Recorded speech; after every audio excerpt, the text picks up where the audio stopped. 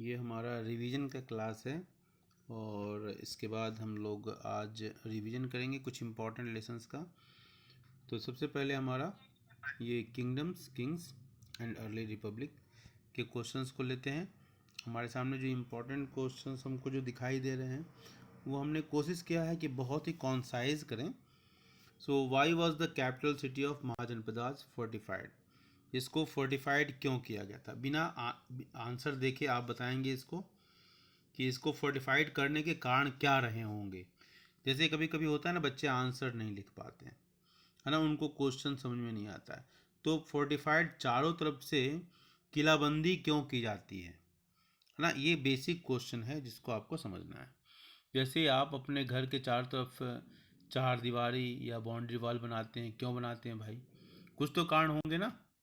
घरों में ताले लगाते हैं, क्यों लगाते हैं, है ना।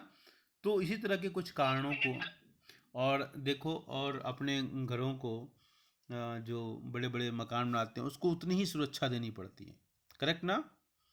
तो आज हाँ, हाँ, तो कुछ इसी तरह का आंसर ये मिलता जुलता यहाँ पर आपको नजर आएगा।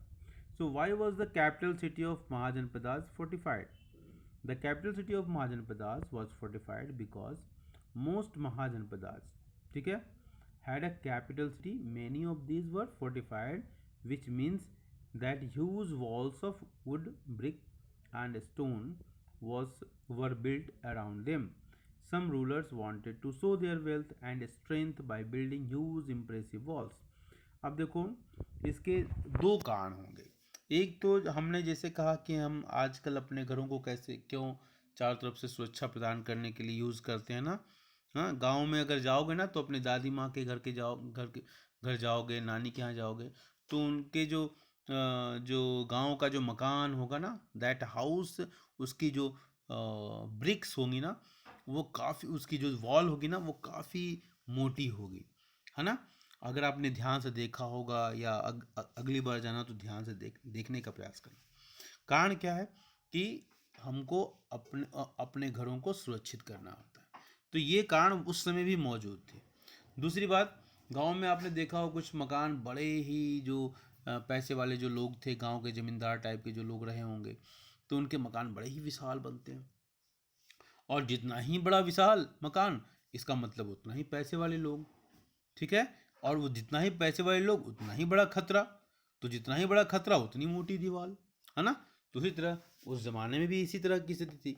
तो मोस्ट महाजनपदास है कैपिटल सिटी, उनके पास एक कैपिटल सिटी थी जहाँ पर राजा रानी और उनके जो बहुत सारे जो नियर एंड डियर जो राज्य के एडमिनिस्ट्रेशन में सहायक होते थे वो लोग रहते थे। तो उनकी सुरक्षा भी चाहिए। जैसे अगर आज प्राइम मिनिस्टर निकलते हैं सड़कों पर तो उनको देखो, जेड प्लस, स्पेशल कमांडोज, ये लोग उनके आगे पीछे। आप तो दिल्ली कैंट के केंद्रीय विद्यालय में हैं, आप लोग ने कई बार देखा होगा कि रास्ता रोक दिया जाता है और वीआईपी जाते हैं। आपने देखा है ना। हम्म। हाँ, हाँ, यस। तो ये किस लिए किया जाता है? ये उस व्यक्ति के चारों तरफ सुरक्षा है।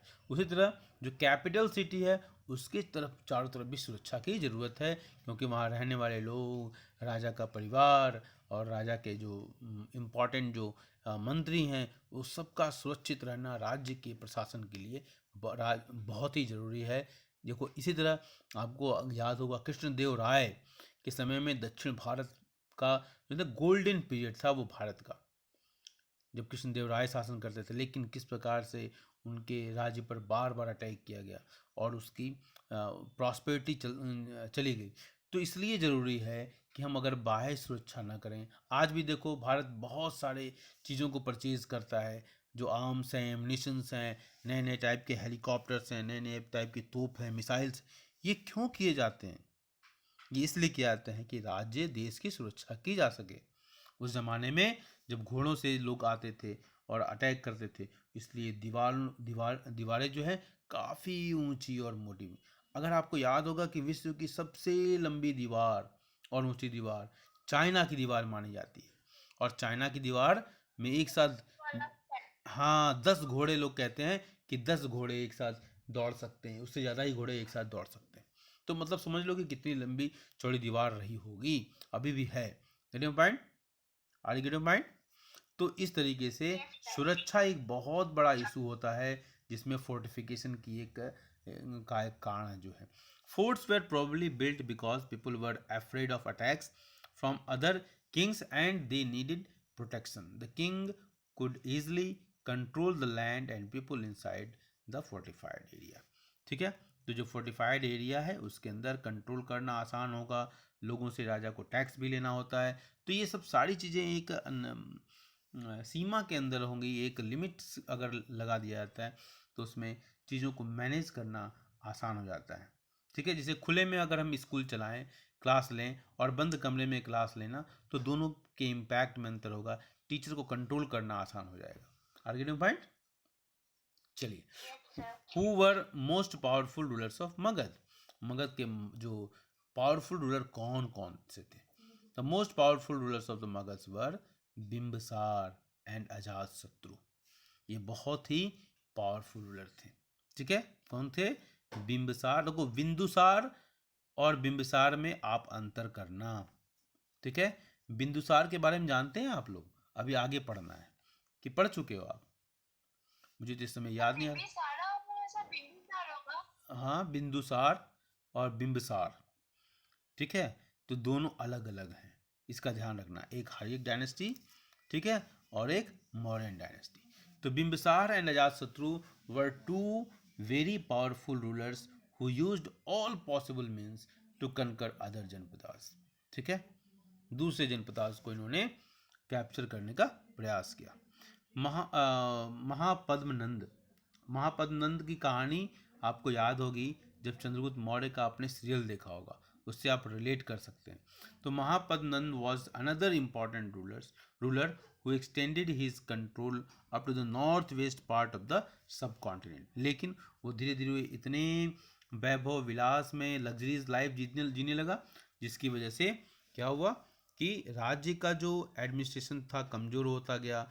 बाहर से आक्रमण करने वाले लोग ज़्यादा मात्रा में आक्रमण करने लगे, and that's what it had impacted the administration and the security and safety of the people and also the welfare of the people, and hence people started to revolt against him, and that was voice was given by Chanakya and later Chandragupta supplemented it. ठीक है, next question. What do the archaeological excavations tell about Janpada's settlements? What is archaeology? Archaeology is a subject which which studies the remains of the past। जो प्राचीन काल में जो घटनाएं घटी हैं, उन घटनाओं का अध्ययन करना कि प्राचीन काल में कैसे घटनाएं घटी हैं, उन घटनाओं के पीछे का कारण क्या है, ठीक है, उन घटनाओं का परिणाम क्या है, ये सारी चीज़ें जो है ना, उसका अध्ययन करना किसका काम था? वो आर्कियोलॉजी सब्जेक्ट का काम है। आज archaeological survey of India ASI की वजह से बहुत सारी चीज़ें, चाहे वो मतलब अगर हड़प्पा कल्चर की बात करो, मोहनजोदड़ो आपने सुना होगा इसके बारे में, important cities of Indus valley civilisation. ठीक है, आज एडम्स ब्रिज जिसको कहते हैं, राम सेतु, उसके बारे में कहो, या ऐसे द्वारका नगरी के बारे में कहो, या महाभारत काल के समय में मेरठ और उसके आसपास का जो शहर थे उसके बारे में कहो, हस्तिनापुर के बारे में कहो। ऐसे बहुत सारे प्रकरण हैं जो हम देखते हैं कि आर्कियोलॉजिकल सर्वे ऑफ इंडिया के द्वारा ये फाइंड आउट किया गया। तो archaeology is a very important to know about our past. ठीक है, पास्ट को जानने के बहुत सारे सोर्सेज हैं। There are so many sources to know about our past. Point वो हमारे जो सोर्स हैं वो हमारे ट्रैवलॉग्स हैं, ट्रैवलर्स के रिकॉर्ड हैं। जैसे आपने पढ़ा होगा वेनसांग फाहियान के बारे में सुना है। आपने सुना है वेनसांग फाहियान के बारे में? बोलो भाई, वेनसांग और नहीं सुना है? ओहो, वेनसांग और फाहियान के बारे में नहीं सुना है? चलो अभी तो नहीं सुनाएंगे आपको, पॉइंट, लेकिन हम उसके बारे में जल्दी आपको बताएंगे। इस क्वेश्चन के बारे में हम थोड़ा सा आगे पढ़ते हैं, नहीं तो समय बीत जाएगा। What do the archaeological excavations tell about the janapada settlement? जनपद के जो सेटलमेंट थे, जो लोग रहते थे, उसके बारे में क्या कहता है?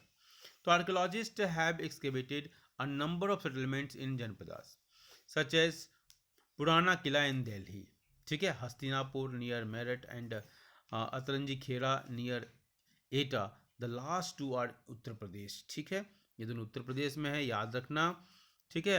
Archaeologists found that people lived in herds and kept cattle as well as other animals, ठीक है, मतलब एग्रीकल्चर बेस्ड इकोनॉमी थी। वैदिक सोसाइटी जो था ना वो एग्रीकल्चर बेस्ड सिस्टम था।